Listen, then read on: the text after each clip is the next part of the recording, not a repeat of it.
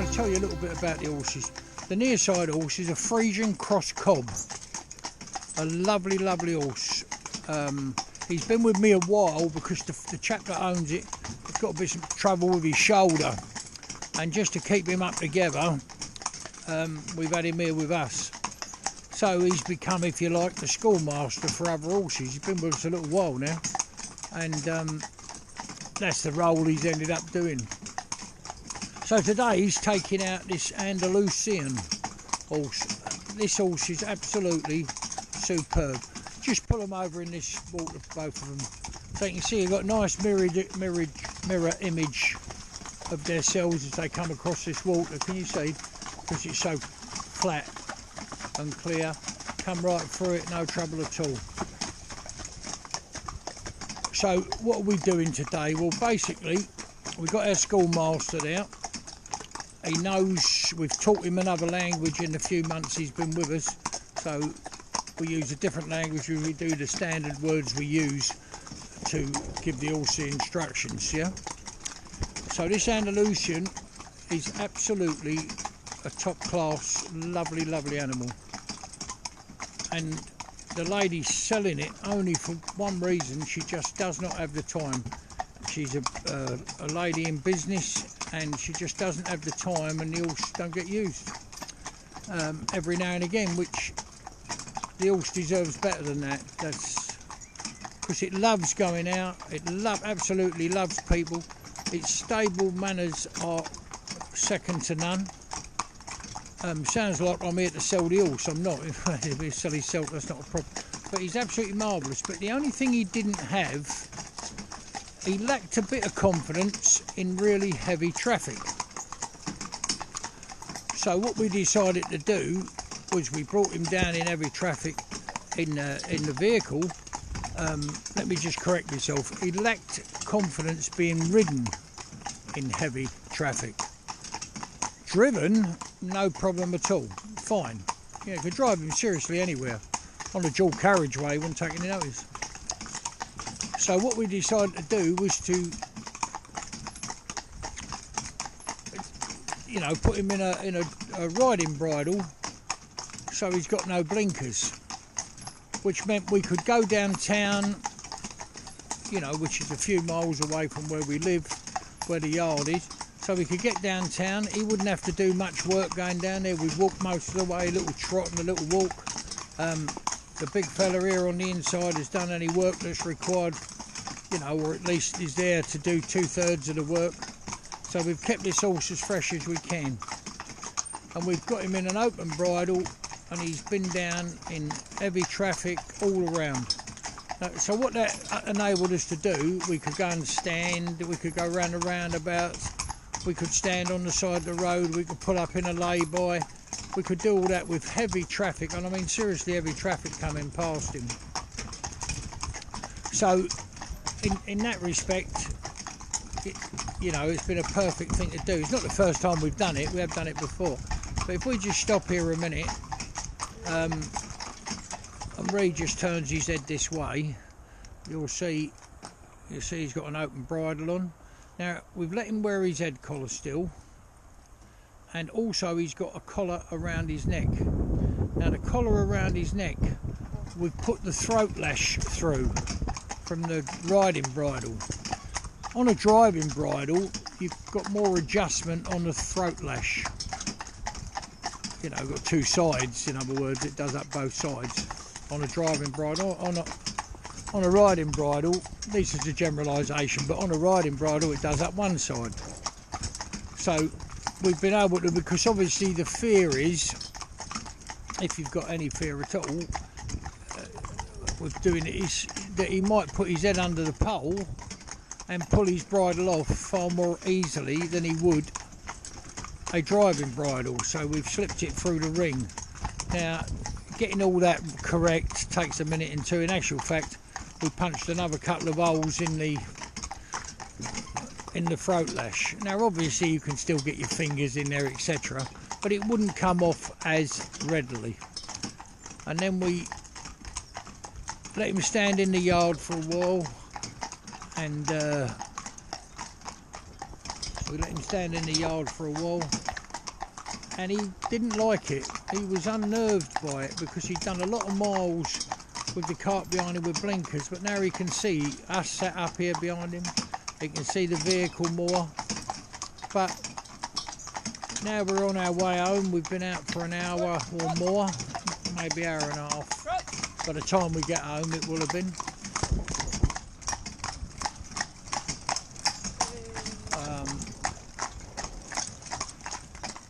Let's just get round this corner so that people can see us. And you can see he's totally relaxed. And you'll see on the other film, you know, him downtown, lots of traffic about, and being really content and happy. But the beautiful thing is, where we live, you can build that up. So by that, what do I mean by build it up? Well, we've got a ride in of 3 miles, 3 to 4 miles before we're actually in the town. We come through the country lanes, in other words, to get to the town. We join a main road going into town, or one of the main roads going in. And when we first saw that, he was a little bit unnerved by that, but nothing too drastic. A little bit unnerved by it. And now he's absolutely fine. So what that will mean, we can now put the girl that does the riding, Katie, up on him, and she'll drop ride him all around town just to show that he's perfectly happy in traffic. Now, we could have put her on the horse down the town, but that would be, to my way of thinking, it wouldn't be fair to the horse, because he needed to build his confidence. He knows me. He, you know, dare I say it, he loves me, he respects me. We're good mates, as I like to be with all the horses, well, Ree included, obviously, in that. In fact, I would say he favours Ree a bit more than me. I suppose being owned by a lady as well, we, you know. But anyway, that's what we're doing. So he's in the vehicle. Why do we use blinkers in this country? I mean, obviously some of it's fashion, and people say they didn't use them on the continent. Yes, they did, and they drove in open, and we did drive some in open. You see a far more lot of workhorses abroad, Belgium, France, that will be in an open bridle. Germany, certain parts of Germany is all blinkers, certain parts of it is more open bridles. But he's working perfectly happy away there. But what this has enabled us to do is give him the time, and this is the point I'm trying to make, the time to adjust to it. If we took him downtown with a rider, it can be irresponsible. You can be a nuisance to people around, you know, like other traffic, except you see this vehicle coming past him, and he didn't make any noise as he come past. He's rolled past, not used his engine at all, very, very quietly, but the horse got no effect on the horse whatsoever. So that's what our plan is. So just to go over it again, we've got a good horse on the inside. He will do whatever I ask him to do. He's got his own language that I can speak to him. So if I want him to slow up or move on or hold it steady, I use a different, you know, or just a series of oh, like that. You see his ears just going in. And it all means a different thing to him. And you can teach horse that. The reason we do that, he's being a schoolmaster, if I want him to slow up a little bit so the other horse can get used to taking some weight, I can just tell him, you know, oh, and he'll come back, but the other horse doesn't know what it means, and he'll keep up in the collar. And then if I say to the one that's, you know, that I want to work, you know, trot on, he'll trot on, but the other horse just keep his pace. It's taken him about 6 weeks to learn it, I suppose, roughly speaking. And as long as he's concentrating, you know, me schoolmaster, as long as we're communicating, we're together, we're doing the job together, working as a, you know, pair of workmates, then as long as he's in that mode, I mean, by that I mean you've got to get his attention, I've got to talk to him, you know, connect with him, get his attention when we're driving, say, right, now listen to what I'm saying to you, this is for you only, your language, and he'll slow up, or he'll go on, or he'll, whatever I want him to do, he can do, which is a great assistance with the other horse. So when people say, you know, it's a case of having a partnership. A lot of people come for experience days. I mean, a great deal of people come for experience days when we can fit them in, and they say they learn more in a day than they've done in a year or whatever, which is very nice, and you do, and you get on the reins. But I explain everything I'm doing while we're doing it. The other thing is, we have to remember, in anything we do with horse, they're all individuals. Other people have started saying that now. Other people have got the tarpaulins down and the cones and the stuff hanging on an archway, and, you know, driving the ponies through it, and look what I can do, which is fine, which is lovely, which is, you know, if I do a good job and the horses are, you know, people are happy with it, well, obviously they are, we've got a big waiting list, then, but what a lot of people do when they're training, they think that is the answer. I will do what Barry does, I will drive them through this, I will drive them through that. That's not it.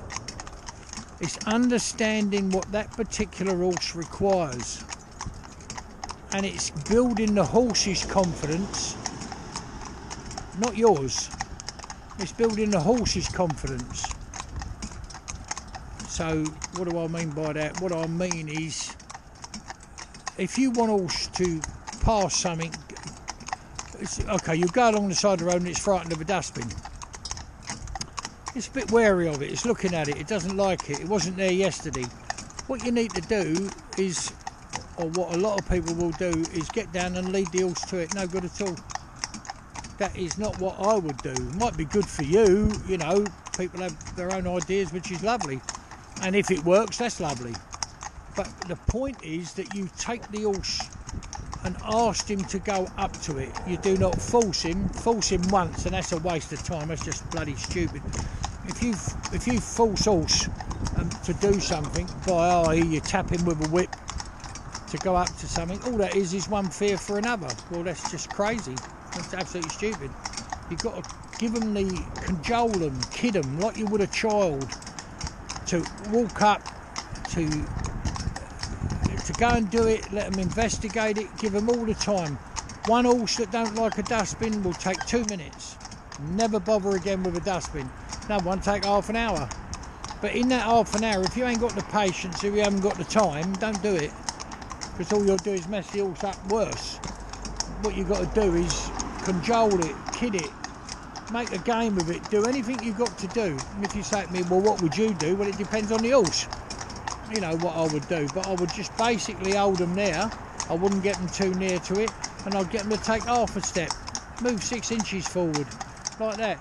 Don't restrict their head, don't hold their head tight, pulling back with all these lumps of iron people put in their mouths. All these horses have got is rubber. Even this horse on the near side here, he's wearing a Liverpool, but it's a rubber Liverpool, and he's just got it on the cheek there, you know, because he had a little, he had some rubber guards on, and it took the pigment out of his cheeks there, or his lips I should say, just around his lips. So that's why we put that one on, which is a fixed Liverpool bot. But the bit itself in his mouth is exactly the same as what the other horse is wearing, but just a soft piece of rubber. So what I'm trying to get over to you is that this horse that we're doing, we're getting him used to being downtown in an open bridle, right, connected to this vehicle, which he's all very, very used to, done lots of miles, and I mean lots of miles. I don't mean probably 200, 300 miles he's done since he's been with us. If you say that he does between 5 and 10 a day, and he's out 7 days a week, well, add it up yourself. Over a period of 6-8 weeks, he's there. So what we've been able to do is replicate, as far as his vision goes, as far as what he can see, by removing the blinkers, putting him in a riding bridle, and getting him used to it, but cajoling him, kidding him, not forcing him at any point. I think we sat in the yard. I sat up here behind him because now he can see me. Couldn't see me before with all the hundreds of miles he's done. He'd never seen me up here before, unless he's turned his head round to have a look. But he'd only be doing that when he's standing still. when we're pulled up at a lay-by or having a cup of coffee downtown or whatever. Might have it then, but you wouldn't have it. So when you see them just walking up here, just absolutely lovely, sharing the load between them. And this is another thing to just mention that's quite amusing to me, is you've got this horse here who's thick made in the leg, short in the cannon bone, lots of bone, powerful, strong horse, probably 100 kilo difference in their weight, certainly 70 anyway. We've got a set of scales, I could tell you definitely what they are. And you've got this light-legged horse here, much lighter in the leg, and finer build, and yet they work absolutely superb together. And they're good friends, they're good mates. You know, when people say they're a well-matched pair of horses, well, to most people today, that means that, you know, have they both got 4 white feet? Are they both chestnut? Are they both same colour chestnut? Are they light or dark beige? Are they this? Are they that? No. A well-matched pair of horses are horses that will work together as one. And as you've seen while I've been talking, that's exactly what they do. They work together as one. It's just like driving one horse. And they can trot the same speed. They do everything the same speed. Now that's quite rare. It is quite rare. And what I'm saying is, I didn't train them to do it. They just fell together, you know, and worked together. I done a couple of little bits and pieces, maybe just a little bit more rein on this one than that one, change the coupling reins a little bit. But once they got used to each other and accepted each other's company, they've been a lovely working pair, as good as any pair you would get, you know. So they are a good match pair as far as work goes, but 2 entirely different horses. Another thing we'll go into more depth one day. Please comment on the videos. We love to have the comments, you know, we really do like that, because it's lovely to know what you think, you know. And if you've got an opinion, we'll always listen, or you've got a question that we can answer. Takes a bit of time sometimes, because obviously, you know, we're over 20 million hits now on YouTube, and 41,000 subscribers. So obviously we have a lot of correspondence. I don't have any very much, and unless they need to speak to me particularly. But Ree deals with all that and can answer most of your questions.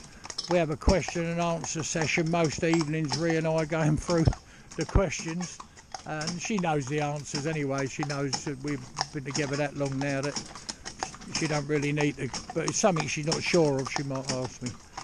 But your comments are really, really interesting, and it's nice to see what you're up to with your horses and like that. So that's what we've done today. We've taken the risk of putting somebody on horse's back in heavy traffic and getting them used to it. So what we've done, we've got the open bridle on, exactly the same bridle as it'll wear when it goes into traffic being ridden, but now it's seen everything that it's not seen before due to the blinkers. So it's seen coming up the side of it, behind it, in front of it, everything. No restriction on the vision whatsoever. So that's what we've done today, and it's been very successful. And it's, I love my job. I couldn't be happier doing it. All my life I've done horses, but when you get something like this to do, and it's a bit of a challenge, it's lovely. Not been a hard challenge to do, but you've got to think, use your head, what's the best way to do it. Now, you say to me, well, no, I wouldn't do this with every horse that I want to achieve the same thing with. No, I would not.